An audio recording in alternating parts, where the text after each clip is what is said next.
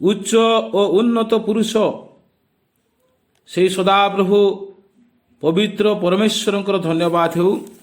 ଆଜି ଆମେ ମହିଳା ଦିବସ ଥିବାରୁ ମହିଳାମାନଙ୍କ ଉଦ୍ଦେଶ୍ୟରେ ଏକ ଭେଟି ଦେବା ପାଇଁ ସୁନ୍ଦର ବାକ୍ୟଟିଏ ପ୍ରଭୁଙ୍କ ଦ୍ୱାରା ପାଇଅଛୁ।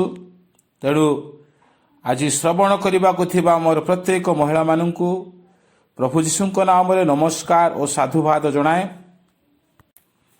ଏହି ବାକ୍ୟଟିକୁ ମୌନ ଭାବରେ ନିଜକୁ ପ୍ରଭୁଙ୍କ ଦୃଷ୍ଟିରେ ରଖି ଯତ୍ନ ସହକାରେ ଶୁଣିବା ପାଇଁ ଚେଷ୍ଟା କରନ୍ତୁ।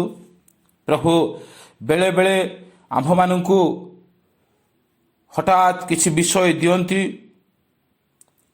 ଆମମାନଙ୍କ ଜୀବନକୁ ସେ ପରିବର୍ତ୍ତନ କରିବାକୁ ଚାହାନ୍ତି, ସଜାଡ଼ିବାକୁ ଚାହାନ୍ତି। ହେଲେ ତାହା ଆମେ କି ଅନେକ ସମୟରେ ହାତଛଡ଼ା କରିଥାଉ, ଠେଲି ଦେଇଥାଉ, ଗୋଇଠା ମାରିଥାଉ। ତାହା କେବେ ହେ ନ ହେଉ। ଆଜିର ବାକ୍ୟ ପ୍ରଭୁ ଆମ ପ୍ରତ୍ୟେକଙ୍କ ପାଇଁ ଏକ ଶିଖିବାର ବାକ୍ୟ ଦେଇଛନ୍ତି। ଆଜିର ମହିଳା ଦିବସରେ ମହିଳାମାନେ କିପରି ହେବା କଥା, କେମିତି ହେଲେ ସେ ମହିଳାର ପରିବାର, ସମାଜ, ସହର ପ୍ରଭୁଙ୍କ ଉଦ୍ଦେଶ୍ୟରେ ଏକ ଆଶୀର୍ବାଦ ଜନକ ହୋଇପାରିବ, ତାହା ଆମେ ଶିଖିବା। ଯାହାକି ଦ୍ୱିତୀୟ ରାଜାବଳୀ ତାର 4:8 ପଦରୁ 10 ପଦ ଆମେ ପଢ଼ିବା। ପୁଣି ସେଥିରୁ ଆମେ ଯେଉଁ 4ଟି ବିଷୟକୁ ନେଇଛେ ତାକୁ ଆମେ ସଂକ୍ଷିପ୍ତରେ ଆଲୋଚନା କରିବା। ଅନନ୍ତର ଦିନକରେ ଇଲିଶାଏ ସୁନେମକୁ ଗଲେ। ସେଠାରେ ଏକ ଧନବତୀ ସ୍ତ୍ରୀ ଥିଲା। ଆଉ ସେ ଏଲିଶାଙ୍କୁ ଅନ୍ନ ଭୋଜନ ନିମନ୍ତେ ବଳାଇଲା। ଏଉତାରେ ଏଲିଶାଏ ଯେତେଥର ସେହି ପଥ ଦେଇ ଗଲେ ସେତେଥର ଅନ୍ନ ଭୋଜନ ନିମନ୍ତେ ସେଠାକୁ ଗଲେ। ଅନନ୍ତର ସେହି ସ୍ତ୍ରୀ ଆପଣା ସ୍ୱାମୀକୁ କହିଲା, ଦେଖ, ମୁଁ ବୋଧ କରୁଅଛି ଏହି ଯେ ଲୋକ ନିତ୍ୟ ଆମମାନଙ୍କର ନିକଟ ଦେଇ ଗତାୟତ କରୁଅଛନ୍ତି ସେ ପରମେଶ୍ୱରଙ୍କର ଏକ ପବିତ୍ର ଲୋକ। ମୁଁ ବିନୟ କରୁଅଛି, ଆମ୍ଭେମାନେ ପ୍ରାଚୀର ଉପରେ ଗୋଟିଏ ସାନ କୋଠରୀ ନିର୍ମାଣ କରୁ ଓ ତହିଁରେ ତାଙ୍କ ପାଇଁ ଗୋଟିଏ ଖଟ ଓ ମେଜ ଓ ଆସନ ଓ ଦୀପରୁଖା ରଖୁ। ତହୁଁ ସେ ଆମ୍ଭମାନଙ୍କ ନିକଟକୁ ଆସିବା ବେଳେ ସେଠାରେ ରହିବେ। ପ୍ରିୟ ପ୍ରଭୁଙ୍କର ଲୋକମାନେ, ବିଶେଷ କରି ମୋ ମା ମାନେ, ଆଜି ଆମେ ତ ଅନେକ ସମୟରେ ଏହି ବାକ୍ୟ ଶୁଣିଛେ। ତଥାପି ଏହି ବାକ୍ୟରୁ ମୁଁ ଆପଣମାନଙ୍କୁ ସୁନେମିଆର 4ଟି ଗୁଣ କଥା କହିବି। ପ୍ରଥମ କଥା ହେଲା, ସେ ଜଣେ ଧନବତୀ ମହିଳା ଥିଲେ। ଦ୍ୱିତୀୟରେ ସେ ଜଣେ ଆତିଥ୍ୟପ୍ରିୟ ମହିଳା ଥିଲେ। ତୃତୀୟରେ ତାଙ୍କ ପାଖରେ ଚିହ୍ନିବାର ଆତ୍ମା ଥିଲା। ଚତୁର୍ଥରେ ସେ କିପରି ସ୍ୱାମୀ କି କେତେବେଳେ କହିଲେ ହେବ ତାହା ମଧ୍ୟ ସେ ଜାଣିଥିଲେ। ପ୍ରଥମେ ଆମେ ଦେଖୁ, ଯଦିଓ ଧନବତୀ ସ୍ତ୍ରୀ କେବେ ବି ସେ ଅନ୍ୟର ମନକୁ ଜାଣିନଥାଏ। ଜଣକ ପାଖରେ ଯଦି ଧନ ଥାଏ, ତା ମନ ଅଲଗା ଲୋକଙ୍କ ପ୍ରତି ଅନୁରକ୍ତ ନଥାଏ। ଯେଉଁମାନଙ୍କ ପାଖରେ ଧନ ଥାଏ ସେମାନେ ଧନର ଗର୍ବ କରନ୍ତି, ଧନର ବଢ଼ିମା କରନ୍ତି। ଧନ ଥିଲେ କେବେ ବି ଉତ୍ତମ ମନ ଆସେ ନାହିଁ। ସେ ଅନ୍ୟମାନଙ୍କ ସହିତ କମ୍ପିଟିସନ କରିବା ପାଇଁ ଚାହେଁ। ତା ପାଖରେ ଏମିତି ଅଛି, ତା ପାଖରେ ଏହା ଅଛି, ମୋ ପାଖରେ ବି ହେବ, ବା ମୋ ପାଖରେ ତାଠାରୁ ଅଧିକ ବଡ଼ ହେବାର ଦରକାର। ଧନବତୀ ବ୍ୟକ୍ତି ଅନେକ ସମୟରେ ଉଚ୍ଚା ଚିନ୍ତା କରନ୍ତି। ସବୁବେଳେ ସେମାନେ ଅନ୍ୟର ତୁଚ୍ଛର କାରଣ କରିବା ପାଇଁ ଚାହାନ୍ତି। ନିଜକୁ ବଡ଼ କରି ଅନ୍ୟକୁ ସେମାନେ ସାନ କରିବା ପାଇଁ ଚାହାନ୍ତି। ଧନ ଥିଲେ କେବେ ବି ସେମାନେ ନିଜକୁ ନ୍ୟୁନ କରନ୍ତି ନାହିଁ। ଆମେ ଦେଖୁଛୁ, ଯଦି ଟିକିଏ ଧନ ଥିବ କି ସୁନା ଗହଣା ଥିବ, ଏମିତି ମା ମାନେ ଅଛନ୍ତି ସବୁବେଳେ ସେମାନେ ପିନ୍ଧିକି ବୁଲୁଥିବେ। ମୁଁ ଦେଖିଛି ଯେ ଏପରି ମା ମାନେ ସେମାନେ ବେକକୁ ଉଠେଇକିରି ଉପରକୁ କରି ଚାଲୁଥିବେ। ସେମାନଙ୍କୁ ସୁନା ଲୋକ ଦେଖିବାର ଅଛି। ମୁଣ୍ଡରେ ଓଢ଼ଣା ପକେଇବେ ନାହିଁ, ଯେହେତୁ ସୁନା ଲୁଚିଯିବ। ପ୍ରିୟ ବନ୍ଧୁଗଣ, ଏପରି ସ୍ତ୍ରୀ ଲୋକମାନଙ୍କର କାର୍ଯ୍ୟ କି ବଦଳି ପାରେ। ଏମିତି ସ୍ତ୍ରୀ ଲୋକ କି ସେ ପ୍ରଭୁଙ୍କୁ ଭୟ କରିପାରେ। ଆଉ ଯେଉଁମାନଙ୍କ ପାଖରେ ଟିକିଏ ଟଙ୍କା ରହିଛି, ଟିକିଏ ଧନ ଅଛି, ସେମାନଙ୍କର ଗୋଡ଼ ତଳେ ପଡ଼େ ନାହିଁ। ପ୍ରଭୁଙ୍କର ପ୍ରିୟ ଲୋକମାନେ, ପ୍ରିୟ ମୋର ମା ମାନେ, ଆଜିର ମହିଳା ଦିବସରେ ଆପଣମାନଙ୍କୁ ମୁଁ ଏତିକି କହିବା ପାଇଁ ଚାହେଁ, ଯଦି ସୁନେମିଆ କରିପାରିଲେ ମୁଁ କାହିଁକି କରିପାରିବି ନାହିଁ? ସୁନେମିଆ ଧନବତୀ ହେଇ ସେ ଅନ୍ୟକୁ ସେ ଉପକାର କରିପାରୁଛନ୍ତି। ଦେଖନ୍ତୁ, ସେ ଧନବତୀ ହେଲେ ମଧ୍ୟ ସେ ଏଲିସାଇଙ୍କୁ ଦେଖୁଛନ୍ତି। ସେ ଧନବତୀ ହେଲେ ମଧ୍ୟ ଏକ ଦାନର ମନ ଆସୁଛି। ଧନ ଥିଲେ କେତେବେଳେ ଆମେ ଅନ୍ୟମାନଙ୍କୁ ଦେବା ପାଇଁ ପଛଘୁଞ୍ଚା ହେଇଥାଉ। ଧନ ଥିଲେ ଅଭାବୀମାନଙ୍କୁ ଆମେ ଦେଖିପାରିନଥାଉ। ଧନ ଥିଲେ ଗରିବମାନଙ୍କର ଉପକାର କରିବା ପାଇଁ ଆମେ ଚାହିଁନଥାଉ। କିନ୍ତୁ ଏଇ ସ୍ତ୍ରୀ ଲୋକ ଆଜି ଏଲିସାଇଙ୍କ ଜୀବନ ପ୍ରତି ସେ ଉପକାର କରିବା ପାଇଁ ସେ ଚାହୁଁଛନ୍ତି। ଆମ ପାଖରେ ଯଦି ସାହାଯ୍ୟ କରିବାର ଆଶୀର୍ବାଦ ରହିଛି, ତେବେ ଅନ୍ୟକୁ ଆମେ କେବେ ବି ମନ କଷ୍ଟ କରିବାକୁ ହେବ ନାହିଁ। ତେଣୁ ସୁନେମା ସ୍ତ୍ରୀ ଏପରି ଏକ ସ୍ତ୍ରୀ ଲୋକ ଥିଲେ, ସେ ଅନ୍ୟକୁ ଦୟା କରିବା ମନୋଭାବ ଥିଲା। ଦ୍ୱିତୀୟରେ ସେ ଜଣେ ଆତିଥ୍ୟ ପ୍ରିୟ ଥିଲେ।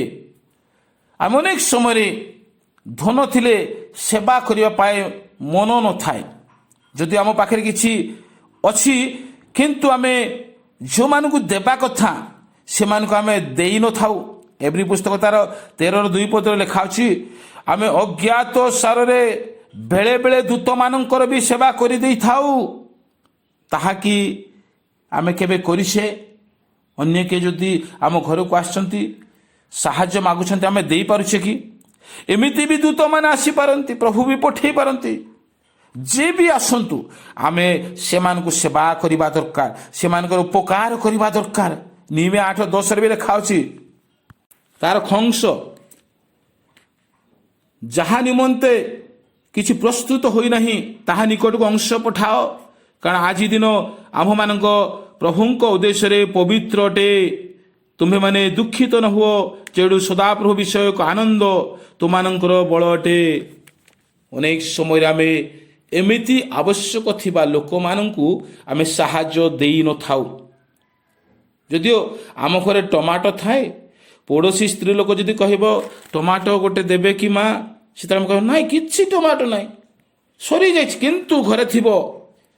ଆମେ ଯଦି ଏହିପରି ବିଷୟ ଦେଇପାରୁନାହୁଁ, ତେବେ କି ଆମେ ଅନ୍ୟକୁ ଆମେ ସାହାଯ୍ୟ କରିପାରିବା? ବାସ୍ତବରେ ଏହା ଏକ ଆଶ୍ଚର୍ଯ୍ୟର ବିଷୟ ଅଟେ। ପ୍ରଭୁଙ୍କ ଲୋକମାନେ, ସେଦିନ ସେହି ସ୍ତ୍ରୀ ଲୋକଟି କିପରି ଆତିଥ୍ୟ ପ୍ରିୟ ଥିଲା, ଦାନଶୀଳ ଥିଲା ଆମେ ଜାଣିଛେ। ତୃତୀୟ ବିଷୟ ରହୁଛି, ସେ ଚିହ୍ନିବାର ଗୁଣ ଥିଲା। ସେ ଚିହ୍ନି ପାରୁଛନ୍ତି, ତା ସ୍ୱାମୀକୁ କହୁଛନ୍ତି, ବୋଧ ହୁଏ ଇଏ ଲୋକ ପରମେଶ୍ୱରଙ୍କର ଏକ ପବିତ୍ର ଲୋକ। କେମିତି ଜାଣିଲେ ଆଜ୍ଞା?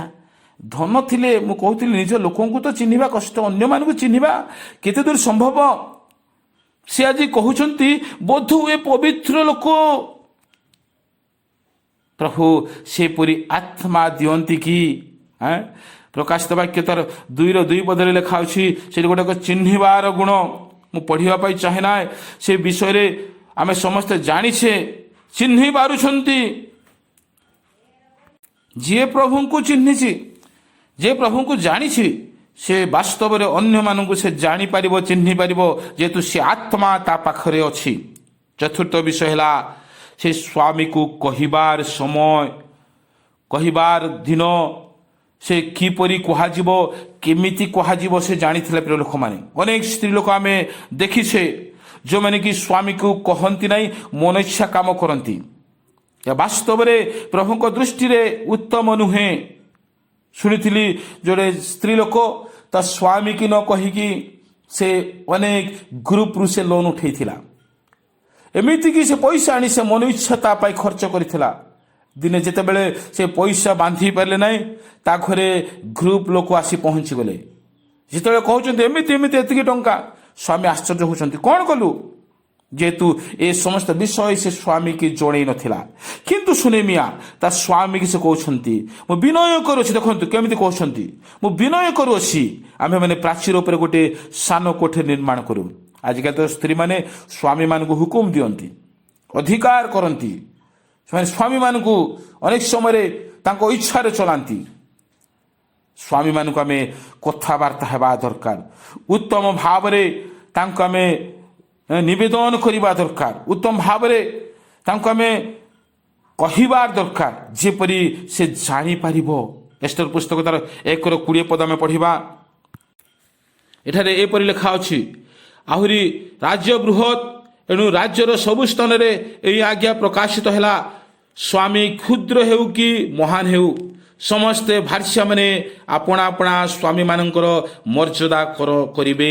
ଦେଖନ୍ତୁ, ସେ ଲେଖୁଛନ୍ତି ସ୍ୱାମୀ ବଡ଼ ହେଉ କି ସାନ ହେଉ, ସେ ଚାକିରିଆ ହେଉ କି ଗୋଟେ ଲେବର ବି ହେଉ, ସ୍ୱାମୀମାନଙ୍କୁ ଆମେ ସମ୍ମାନ ଦେବା ଦରକାର, ସ୍ୱାମୀମାନଙ୍କୁ ଆମେ ମର୍ଯ୍ୟାଦା କରିବା ଦରକାର। ଏହା ହେଉଛି ସ୍ତ୍ରୀମାନଙ୍କର କାର୍ଯ୍ୟ।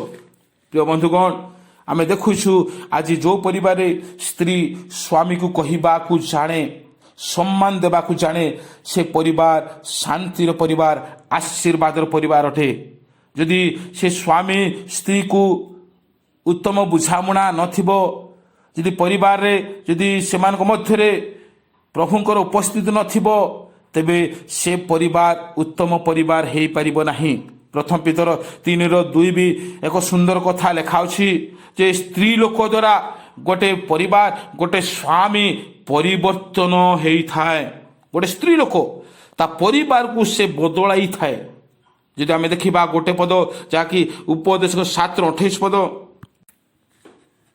ମୋହର ପ୍ରାଣ ଅଦ୍ୟପି ଅନୁସନ୍ଧାନ କରୁଥାଏ, ମାତ୍ର ମୁଁ ତାହା ପାଇନାହିଁ। ସହସ୍ର ମଧ୍ୟରେ ମୁଁ ଏକ ପୁରୁଷ ପାଇଅଛି, ମାତ୍ର ସେମାନଙ୍କ ମଧ୍ୟରେ ମୁଁ ଏକ ସ୍ତ୍ରୀ ପାଇନାହିଁ। ଦେଖନ୍ତୁ, ସଲୋମନ କହୁଛନ୍ତି, ମୁଁ ଅନୁସନ୍ଧାନ କରୁଥାଏ, ମୁଁ ଖୋଜୁଥାଏ, ମୁଁ ପାଇଛି ଗୋଟେ ପୁରୁଷ, କିନ୍ତୁ ଏପରି ଏକ ସ୍ତ୍ରୀ ମୁଁ ପାଇନାହିଁ। ସୁନେମିଆ ଭଳି ସ୍ତ୍ରୀ ଆମେ ପାଇଛେ କି ଦେଖିଛେ? କିନ୍ତୁ ଆଜି ମୁଁ ଆଶା କରିବି, ମୋର ଏ ବାକ୍ୟ ଶୁଣିଥିବା ପ୍ରତ୍ୟେକ ମା ମାନେ ଆମେ ଏହିସବୁ ଗୁଣରେ ପୂର୍ଣ୍ଣ ହେବା ଦରକାର। ଏହିସବୁ ବିଷୟ ଆମ ଜୀବନରେ ଆମେ ଅନୁଭବ କରି ଚାଲିବା ଦରକାର। ତେବେ ପ୍ରଭୁ ଆମ ପରିବାରକୁ ବହୁତ ଆଶୀର୍ବାଦ କରିବେ। ଏ ବାକ୍ୟରେ ପ୍ରଭୁ ଆମମାନଙ୍କୁ ଆଶୀର୍ବାଦ କରନ୍ତୁ। ଆମେନ୍।